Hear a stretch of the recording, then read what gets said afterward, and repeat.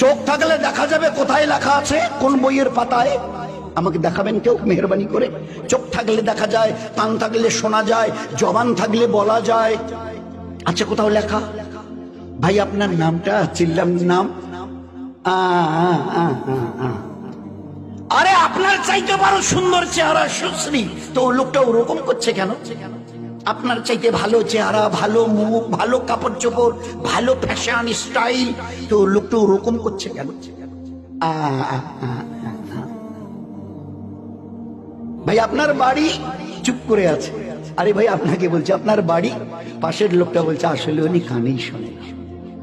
আল্লাহ দেখিয়ে দিয়েছে কান থাকলে শোনা যায় না যদি আমি আল্লাহ না শোনাই, এ জবান থাকলে বলা যায় না আমি আল্লাহ যদি না বলাই, এ চোখ দেখে না আমি আল্লাহ যদি না দেখাই। কি বলে লোক? ভাই ওনাকে আসলে কি করে চিনবে? উনি তো জন্ম অন্ধ, জন্মের থেকেই চোখে দেখে না।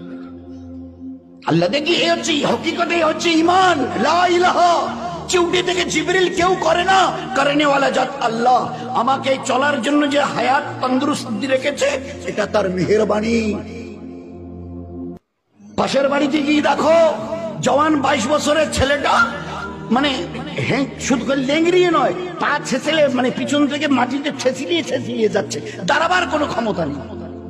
আমাদের মাথাভাঙা ব্লকের পাশেই একটা বাড়ি, এক ভাইয়ের আমিনুরের, তারই একটা ভাস্তা, এখন বোধহয় 24-25 বয়স চলছে, দাঁড়াতে পারে না। 24-25 বছর বয়স চলছে ছেলেটা, ওই বসে বসে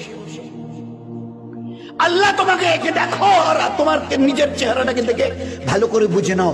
এই আল্লাহ, এই বেচারা দুটো দাঁড়াতে পারে না, 24-25 বছরের, হি ওয়াজ এ ভেরি ইয়াং।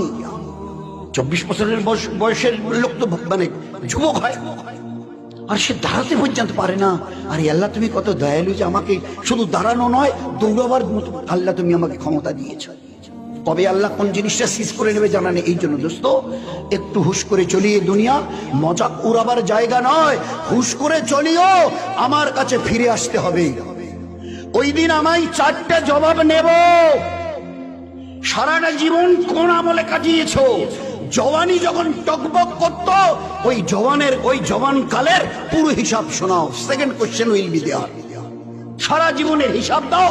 দ্বিতীয় কোশ্চেন, জওয়ানি যখন ছিল 15 থেকে 30-35, ওই সময়টা কি করে কাটিয়েছো? মাল কোথা থেকে এসেছে আর কোথায় লাগিয়েছো পুরো হিসাব দাও।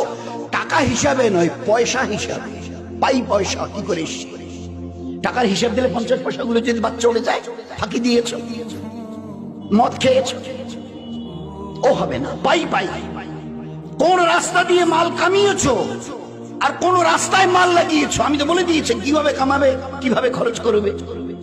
Fourth question will be there. চতুর্থ, যে দিনের ইলম তোমার জানা ছিল তার উপরে কতটা নিজেকে চালিয়েছো। তুমি তো মুসলমান, জানতে 5 ওয়াক্তের নামাজ ফরজ নয়, ফরজে আইন। 10 বছরের পরের থেকে ছেলে অথবা মেয়ে 5 ওয়াক্তের নামাজ পড়া ফরজে আইন, না পড়া গুনাহে কবিরা, না পড়া মুসলমানের সঙ্গে তার কোনো সম্পর্ক নেই, ইসলামের সাথে তার কোনো সম্পর্ক নেই, শুধু ইসলাম থেকে বেরিয়ে চলে গেছে। যার কাছে নামাজ নেই, ইসলামে তার কোনো জায়গা নেই। একটু আগে যে মহাসাহেব এই ব্যাপারে কথা বলছিল, আমরা এই কতটা মন দিয়ে শুনেছি আল্লাহই জানে। আল্লাহর নবীর হাদিস, no portion in this person in Islam who does not say his সালাত। যার কাছে নামাজ নেই ইসলামে, আমি নবী বলছি, তার কোনো জায়গা নেই। কি করে বুঝবো যার কাছে নামাজ নেই ইসলামে তার কোনো জায়গা নেই? কি করে বুঝবো? কতটা বুঝবো? আল্লাহর পেয়ারা নবী এমন এক এক্সাম্পল দিয়েছেন যে তাজ্জব লাগে শুনলে। জিজ্ঞাসা করছো আমার সাহাবারা, সাথীরা, আচ্ছা তোমরা কান কাটা লোককে দেখেছো? আল্লাহ রাসূল দেখেছি। আচ্ছা হাত কাটা লোককে দেখেছো? দেখেছি। আচ্ছা পা নেই এরকম লোককে দেখেছো? পা কাটা? আল্লাহ রাসূল দেখেছি। বলছে আচ্ছা এরকম লোককে দেখেছো যে মাথাটা নেই এরকম লোককে? তো সাহাবারা হেসে দিয়েছে। আল্লাহ রাসূল, মাথা ছাড়া আবার লোক হয়? হাত কাটা লোক, পা কাটা লোক, কান কাটা লোক, নাক কাটা লোক সব হবে, কিন্তু মাথাটাই নেই, এটা তো হয় না। হেসে দিয়েছে। আল্লাহ রাসূল বলছে আমার উম্মত শুনে নাও, তোমরাই বলছো মাথা ছাড়া মানুষ হয় না, আমি নবী বলছি নামাজ ছাড়া মুসলমান হওয়া যায় না। কতটা আমাদের দিলে কতটা বসেছে বলুন, কতটা বুঝেছি।